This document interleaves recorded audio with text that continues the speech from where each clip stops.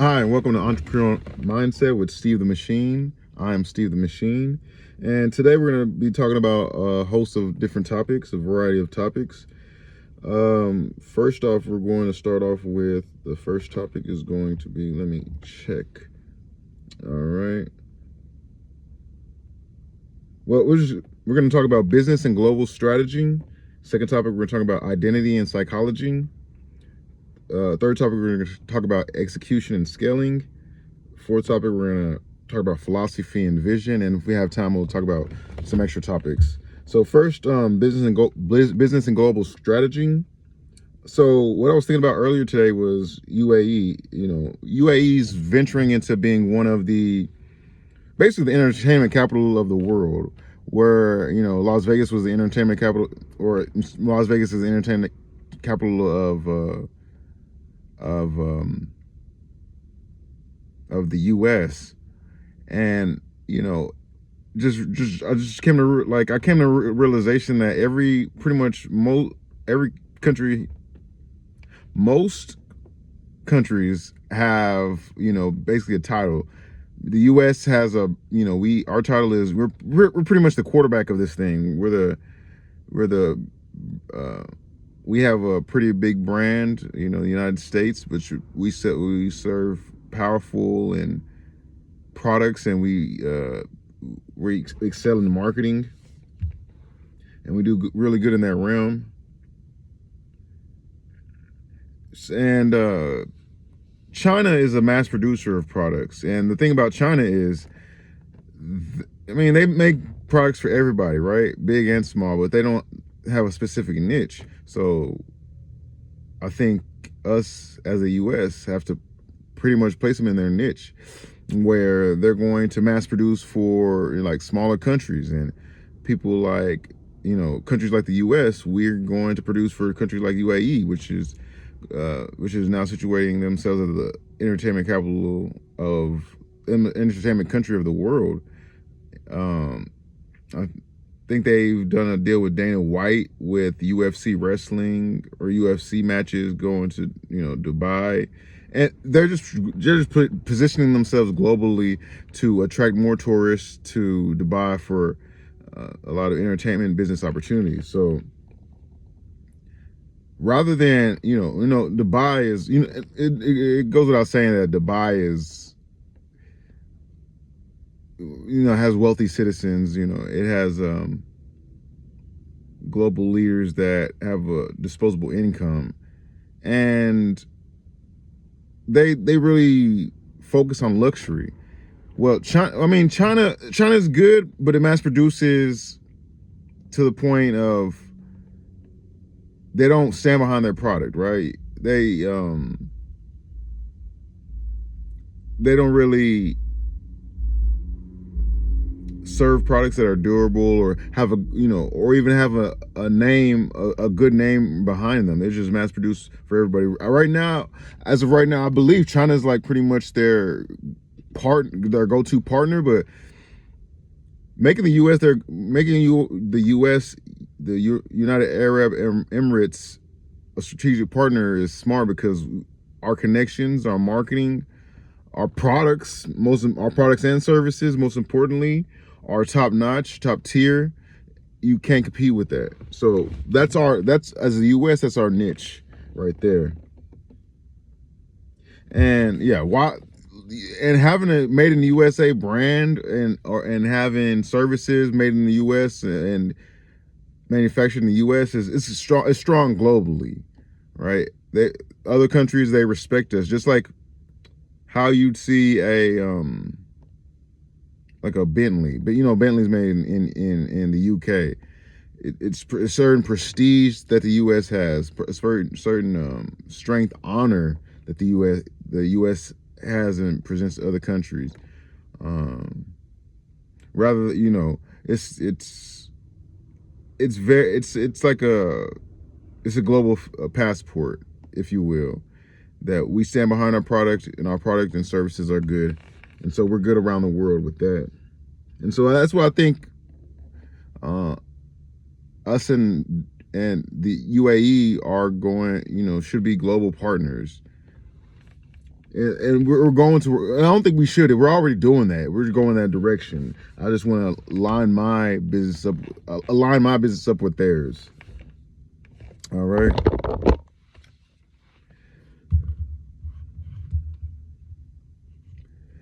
And so first off, I want to start off with vending machines. I'm gonna push my vending machines to the UAE.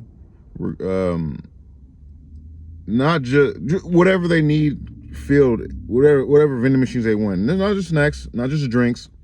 Gold bars. You know how they do it in the UAE, Dubai specifically, Abu Dhabi. You know how they do it. So we're gonna have different attractions, different type of vending machines to their specifications, their wants and needs, and we'll build it to their specification, luxury style. So how I want to go about this is, you're not gonna for something like this, you're not gonna want to go to the manager of the hotel or the employees of the hotel. No, you're gonna want to go to CEOs. You're gonna go to different networking events in Dubai, in Abu Dhabi, in the UAE, right? You're gonna want to go to different networking events. You're gonna want to mix and mingle, talk to the sheiks, the upper echelon, right, to get your vending machines in a hotel and to give them a vision of what. First off, you got to understand what they want. What do they plan to do? Are they going to sell gold bars? They're going to sell limited edition wine or champagne in these vending machines. You got to figure out what they want, because vending machines could pretty much distribute anything. Figure out what they want, then build your vending machines around that. Build specifications around that. It's not that hard. The harder part is getting in the rooms with these elites, right? And the UAE, there's conventions to go to, so you're gonna, and sometimes like higher ups go to these conventions, and they walk around, and you can mix and mingle, you can network while you're there, and that's just a good thing. Just keep on moving up. Not just even network while you're there. Okay, so why the UAE would want to do business with you would be because who you know. It's not necessarily what you know, but it's who you know. All right, you're from the States. That's a global gold card, or black card, if you will,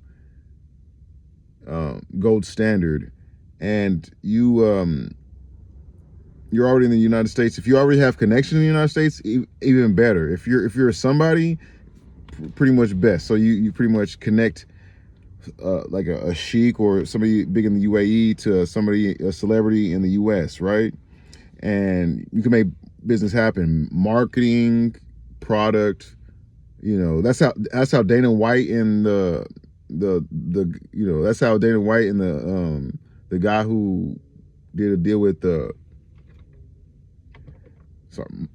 did a deal with Fox. I'm sorry, did the deal with the UFC. That's how they came together. So you're gonna have to want to be valuable. You're gonna have to be a valuable middleman, right? Have to be somebody trustworthy, who both sides can trust, and who both sides know well. Yeah, that's what and I go to this hotel. I go to the more than likely these conventions. I'll pop up hotel convention, random conventions, just to mix and mingle and meet these hotel CEOs, or these CEOs of different. It doesn't necessarily have to be an airport, or hotel. It could be an airport. It could be you can have vending machines everywhere. You have vending machines for every single occasion. So just don't limit yourself to one event. Just ask and talk around. See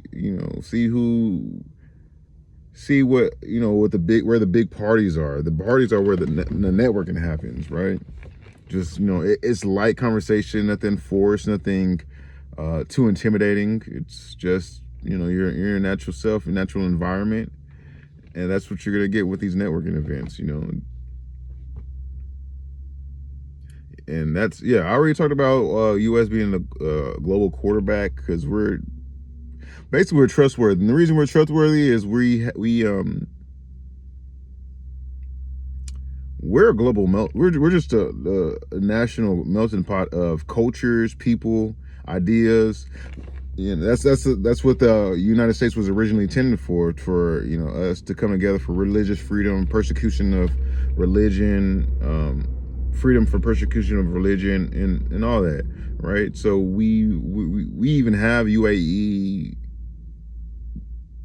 born people here in the U.S., not just who were born in the U.S., basically U.S. citizens, and we just have pretty much, we have the best mindset to give the UAE what they want and give the world what they want. So that's why I believe we're number one still. We live in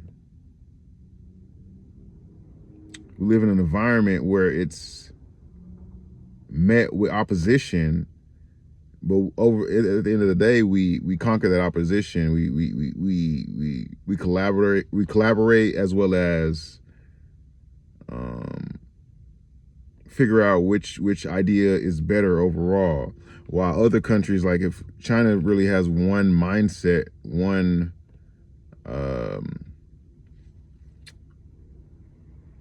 outlook, it's not really diverse to where it's challenged, and that's what you need in a global marketplace. You need to challenge ideas, and if you don't challenge ideas, you're going to fall into groupthink. And with groupthink, you're not going to invent nothing new. You're not going to come up with new ideas. Everything's going to be the same. That's why China has to copy us, the U.S. China, I know you back in the day, you heard about China copying our CDs, you copying clothes from the U.S. and reselling it as that. They still do it. Fake knockoffs. They sell it as the real thing. And that's what they're known for. But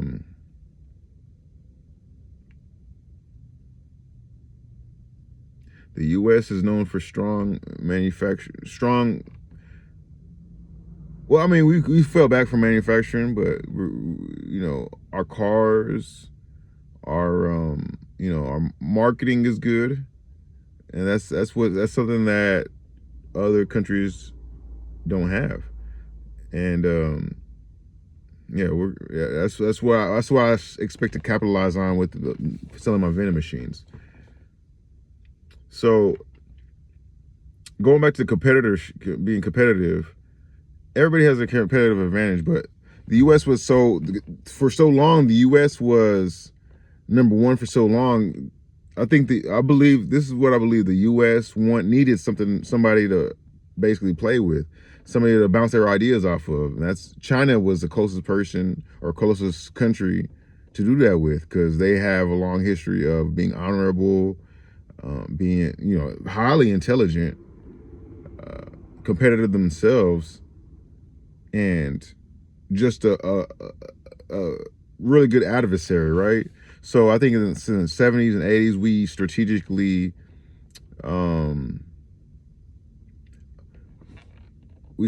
aligned ourselves with China, helping them be the world manufacturer of goods, right? Until they basically surpassed us to a global GDP, or their economy is larger than ours.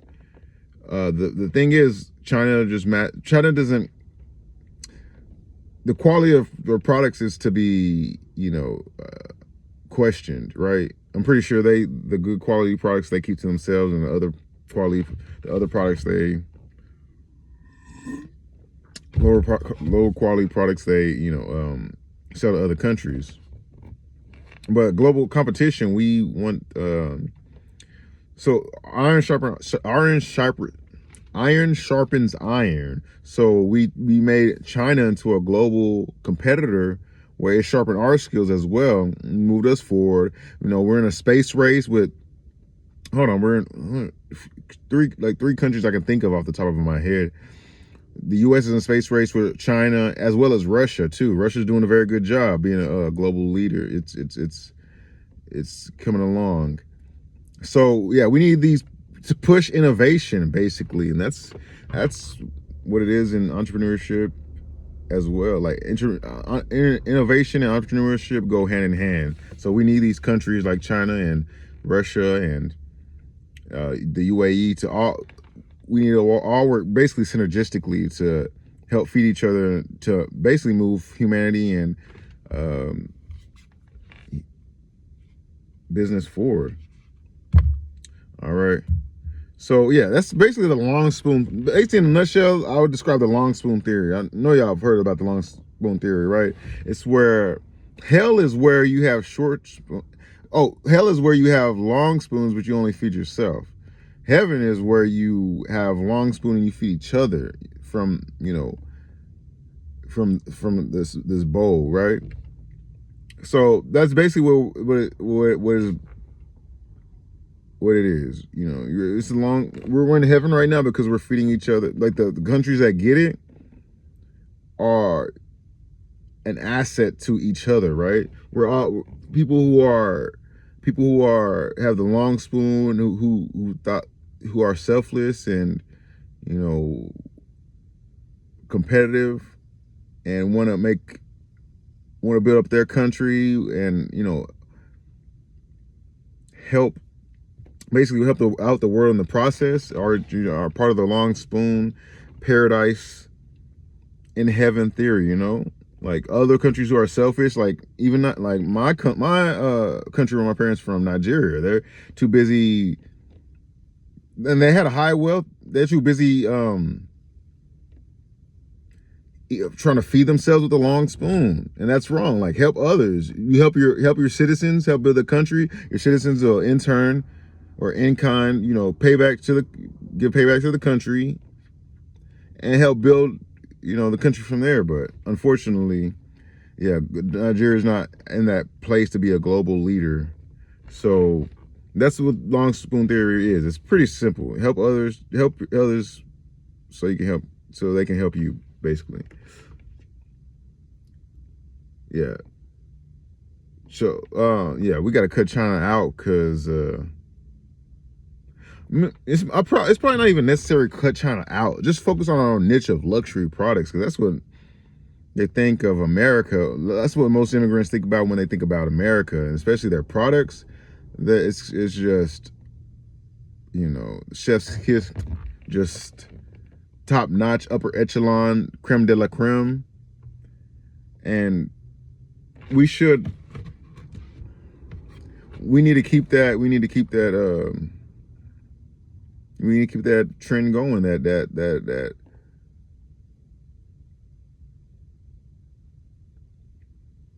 we need to keep that good reputation of being the go-to people for luxury brand and luxury products. That's what the U.S. needs to stay consistent with.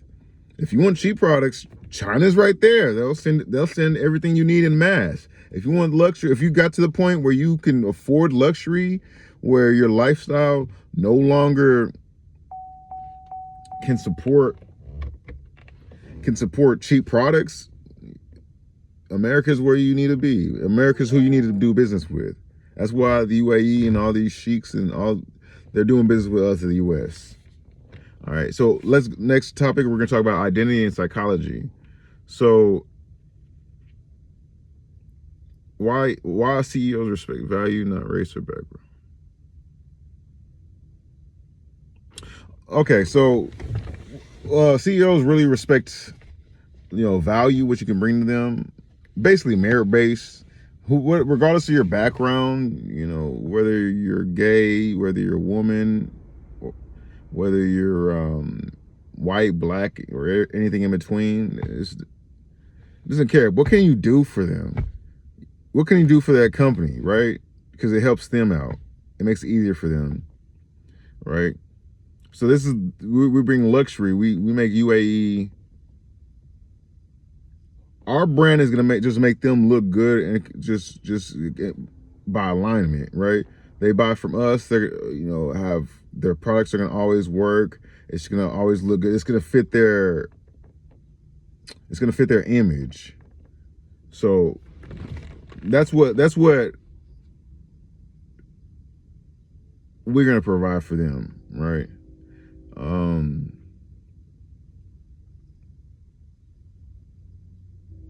Yeah, but regardless of your background, as long as you give quality product and quality service to these companies, like what is it? It's not the companies. People, CEOs aren't worried about the drill. They want to hold.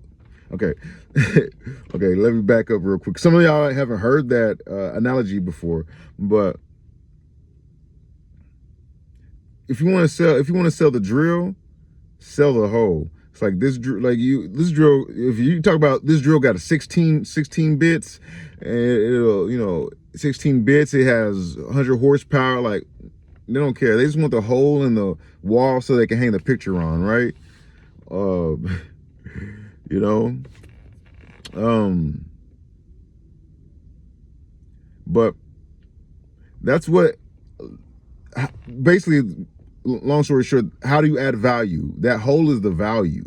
They're just trying to get to that value, and that's what these vending machines are.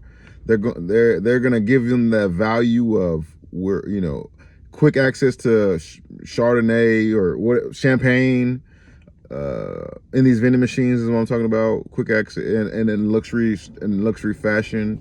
They don't have to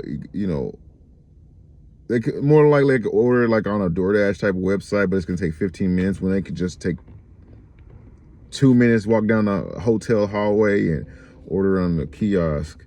So, and that's that. Moving on to being a trusted middleman, bridging Western. We talked about that earlier about West it's not what you know, it's who you know.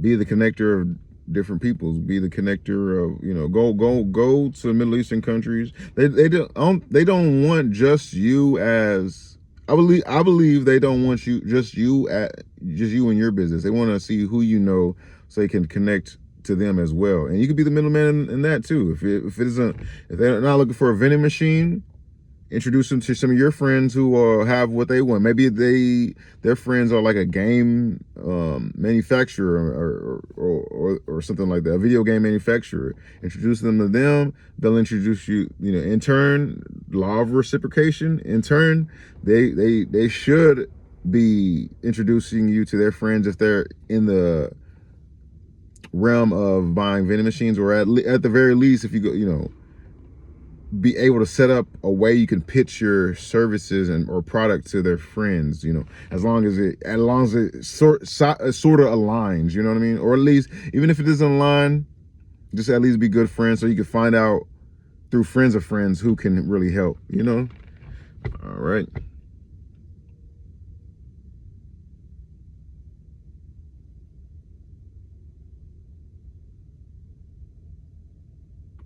All right. So I want to cut away from that to talk about like building like we're talking about execution and scaling. I want to talk about building vertical integration, in my company. So right now I'm thinking about a host of things that align with my business, my vending machine business. It's going to be, so first I'm gonna get my powder coating machine. I already have work orders. Like I put it out on Facebook Marketplace, and I already have orders of mostly people talking about getting their rims powder coated. That's 3 weeks away. By the time I have it in the shop, it's gonna be 3 weeks away. I don't know anything about powder coating. I'm gonna learn. That's what I'm gonna learn. It takes 10,000 hours to be a pro. I'm gonna learn quick. I'm gonna be in the warehouse most days to practice on the powder coating, get really good at it. With vertical integration, powder coating, I'm gonna do mechanic work. I do a little bit of mechanic work on the side. Fix my struts on this car, fix the alternator, fix the serpentine belt. I got more to go. I got a yoke in the U joint that I'm about to fix. I just need the right tools, right? So I do light mechanic work, and that'll give me some money. That'll give me some money to get off my feet. You know what I mean? Stop doing Uber for a little bit. It'll give me enough time to be at the shop all day. You know, it honestly could replace my Uber job, if I'm gonna be honest. Like, I could forget about Uber today and focus on just mechanic work and powder coating. Not even that. Hold on. Not even just that. I could focus on cause what else I'm gonna do? Yeah, video editing. I'm gonna start video editing. So this podcast, okay, so these first podcast episodes are really just to give y'all the content, right? I'm focused on the entertainment, the razzle dazzle, and all that extra stuff later on, right? So I'm gonna focus on video editing, so it'll be more palatable, it'll be more shareable, so you can show your friends and family. You know, you mess with Steve the Machine, and you like his podcast and entrepreneurial mindset, and it'll be more appealing. Right now, it's just giving you the raw, unfiltered podcast version. It's basically the beta version or the pilot episodes. But we're you know, I'm coming along. It's getting there, you know. As long as the word is good, the content is good, as long as, you know, you're in the right entrepreneurial mindset, then we're both good, right? So, and along the lines of execution and scaling, how I want to scale up is I really do want military vets as my employees, because they know how to follow. I mean, they followed orders for a very long time in the military, and I just want them to, you know, build something that's made in America, that they're and it'll make them. They have the extra sense of pride. I believe they're gonna have the extra sense of pride, it being made in their country, you know. And I want to get them off the streets. I don't want them to suffer in the streets when they fight for our country. That's why I want to help military vets out. And that's not even helping out. We're both giving each other something, you know. I give them work and money, and they give me a good product in a sense of well-being and happiness, and that I'm, you know, serving my country in a different way, right? Helping my country out in a different way.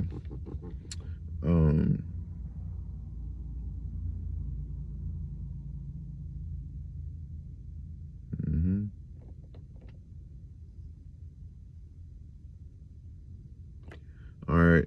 So we talked about that. I think I lightly touched on video editing. I'll be exporting my services on Fiverr. I'll start off like small, like maybe $50 per hour of video editing I do. Like, so if your podcast is about an hour, like, I'll export other podcasts to do video editing, so I can get better at it, basically. And I'll do other podcasts so I can get better at it, and I'll build up my skill and my expertise of, you know, doing video editing. So you can see how to you can see the growth of my podcast. And this is really the beta stage. Like, this is something creators don't even talk about, right? Like, this is behind the scene. Like, you know, like, I'm giving up my secrets or whatever. Like, no, this is y'all in the right entrepreneurial mindset. Like, this is not just behind the scenes. This is like behind the curtain. This is well, behind the scenes is probably a good word too. But yeah, I want y'all to get in the right mindset. I don't want to hold anything back from y'all, because I want y'all to think how I think, right? On top of how you already think, I want you to think how I think, how I'm thinking strategically, and like, it's ego too. You don't, whatever your position is, do that. Like, sometimes it's a geography thing. Like, if you live in a small town, move to a bigger city, a closer city. If you have a, you know, if close city that pays more. If you have if you want to get away from your family, you're close to graduating or you're in college, you're college aged or whatever, like, and you don't have any opportunity, but you have a scholarship. Like if you live in Louisiana where you know there's absolutely no way to make money, there's nothing to do, but Ohio, you got a scholarship for Ohio, go to Ohio. Like you gotta leave your family behind. It's only 4 years that you're in college, you know what I mean? And that's enough time to distance yourself from, you know, people of your past to move up. And you know, that's what I'm trying to help you with. You know, I'm trying to help you think different. All right, so philosophy and vision. Yeah, I think we did talk. We talked about how the U.S. built up China in the 70s. Well, I mean, you could do your own research, but the U.S. built up China in the 70s and 80s, with exporting them to as like a cheap, low cost manufacturing hub. And you know, China quickly surpassed, you know, us in having a bigger economy since then. But we, you know, it's like the U.S. We need checks and balances, right? We can't have someone like China outshine us, because we never know. You never know the potential. You never know what they might do with the power they have, right? So being a global, with the U.S. being a melting pot of different cultures, we're here. We're basically here to make sure we're the quarterback. We're make sure everybody's doing their job, that everything's aligned with, you know, moving each country forward and just making it a more tolerable place to be, you know, like yeah. All right, check some out.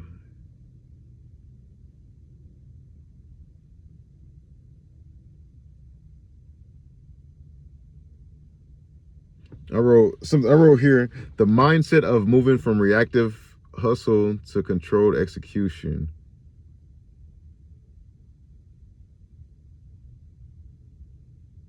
Sorry, it's 4 o'clock in the morning, or 5 in the morning, and I'm trying to. I wrote this hours ago. I'm trying to remember this.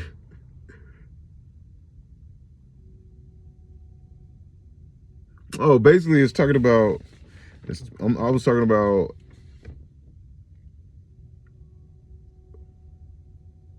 basically just the difference between talking and action. And this is like, you're gonna want to execute your plans as long as it aligns with your vision, right? Execute your plans as quickly as possible. And if it doesn't work, it doesn't work, but you gain new experience as well as insight into what you're doing.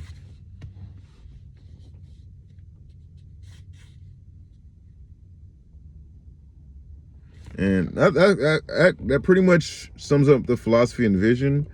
So other things I want to talk about is why I trust CEOs more than workers. Like, have you ever remember your first job? You went to like Pizza Hut or Taco Bell, or you know, started working at a hotel or something. You got those coworkers, you got those the hostess, I guess you call them, the front line, where you turn, like you saying, hey, I want to work here. Here's my resume. Can you mind giving it to your hiring manager, please? And they say, sure, we'll get it. Sometimes you never know. Come on, you never know what's gonna happen. Sometimes you got to follow up. You got to follow up with the hiring manager, because look, that first line of person could probably throw your application away, so they can get their friends hired into the company, right? So you never know. They're not business loyal workers. They don't have a lot of skin in the game. They're not. They tend not to do things by the book or by code in business. And so that's why I trust CEOs more than workers. You talk to them, the CEOs, you give them the full insight of what you're trying to do, like putting my vending machines in their establishment, and they'll rock with you, or they'll lead you to somebody who's a better fit for it. I don't want my application denied, like by by putting in the shredder. Sure, like they'll take your application. Like sure, I'll give it to my boss, straight to the shredder or the trash can, or crazy people will probably burn it or something like that. Like nah, man, I trust the CEO.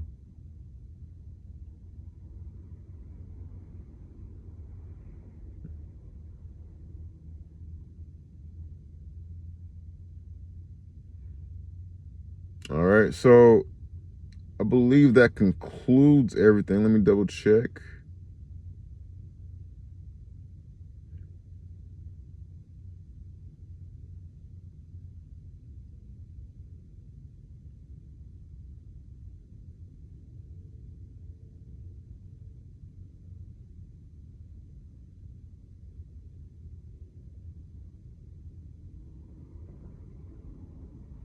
Okay, yeah, that concludes everything. All right, so we talked about business and global strategy. Talked about the UAE as the entertainment capital. It's already entertainment. It's building itself into that position, the entertainment capital of the world. You see the tide coming. Grab your surfboard and catch some waves. Catch some big waves, if you know what I mean. That's trillions of dollars in entertainment capital that the UAE is gonna generate. Get you some billies, if not couple millies. Um, China as the mass manufacturer, it's China. You're on the low end. We're luxury. We're the U.S. We're luxury. All right, China. You need to stick to your niche, right? All right. And talk to CEOs more than you talk to just regular workers, right? Regular workers. I don't mean to add to the. I don't mean to add at the end, but this is crucial. Like regular workers, they're not gonna care about the company as much as you. You know what I mean? I talked about that before, but they're not gonna care about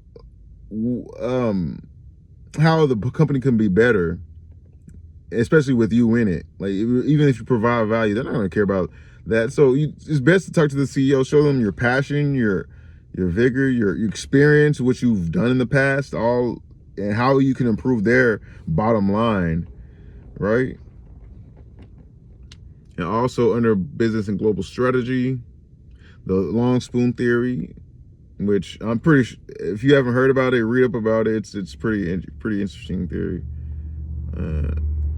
And all right, the second thing we talked about was identity and psychology, right? And we're talking about why CEOs like myself, we respect what you can do for us, your value. We expect like meritocracy rather than, we don't care. Me personally, I don't care if you're black, white, anything in between. You're gay, straight.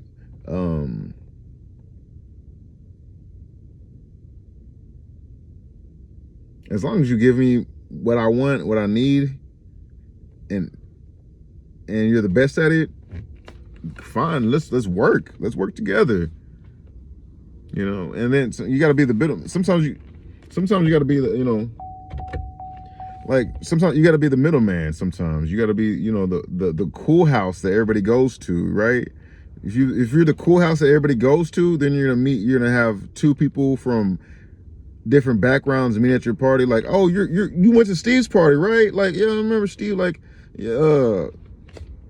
Yeah, I remember Steve's party. That was, what I'm saying, that you're gonna be the one they talk about and bring up good memories and energy. Just being the middleman between the UAE and the US is gonna reap you a lot of benefits and a lot of profit. All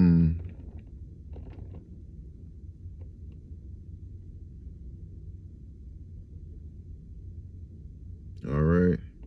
Okay, so then the third thing we're talking about, execution and scaling. Building, I do, right now I do odd jobs while I'm getting my company situated, from mechanic work, powder coating, vending machine production, because it's going to cost a little bit of money to get it certified. ETL, it's ETL certified, which makes sure the electronic components work well, as well. And the gold standard is UL certified. So ETL, I'll be able to sell it. You just sell vending machines to like random people, you know what I mean? Like random customers, basically, or loyal customers. UL certified, I can sell these. I can sell it to like airports or these big businesses that have that need UL certification. So the vending machines could go there. Yeah, I'm gonna use Fiverr to upload and do video editing. I'm gonna start off small, between $50 to $100 of per hour of editing. And that, I know that's honestly that's small for me. That's not a lot of money for me, but I get to brush up on my video editing skills while making a little bit of money, right? Because I'm gonna be new to it, so I'm not going to be like experience. So I need to gain. That's how I need to gain my experience. And honestly, that's a good way to get in the game. Just charge a lower price than everybody else. And if it's a lower price, they're not gonna. A lot of people are more likely not gonna complain, since they know you get what you pay for, basically. Like, if I put it in that, I know that's really straightforward, but you do get what you pay for. And if they know they're paying for a cheap price for a product or service, they're you do get what you pay for. Like, it's like a Chinese manufacturer, right? China start out trying to mass produce all these products, but it's not gonna last long, right? So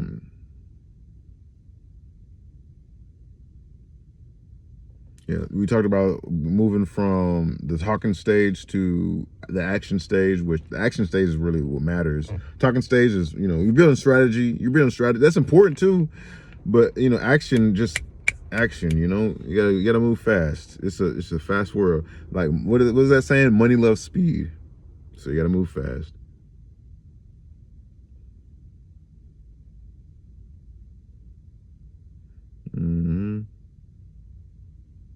And lastly, we talked about why I trust CEOs more than workers. You don't want your application going in the trash, right? Talk to CEOs, go to CEO meetings where CEOs are highly concentrated. You know what I mean? It might, because look, it's going to be boring at first because rules are usually boring, but once you learn the rules, and like the fun part is networking. Like me, I'm a people person. I like networking with people, like meeting people, go to these events.